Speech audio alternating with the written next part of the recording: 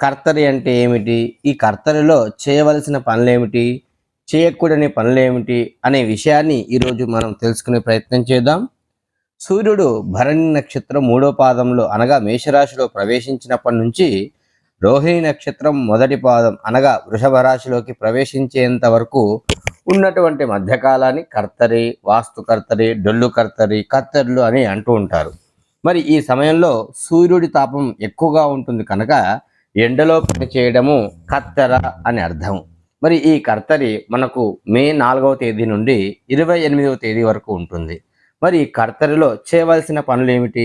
మౌంజీ బంధే వివాహేచ ప్రవేశ యజ్ఞకర్మని భరణీ కృత్తికా చైవ నదోష మండపాదిషు అని శాస్త్రవచనం.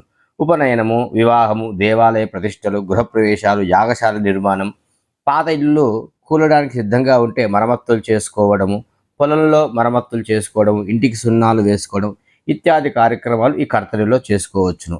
మరి కర్తరిలో చేయకూడని పనులేమిటి?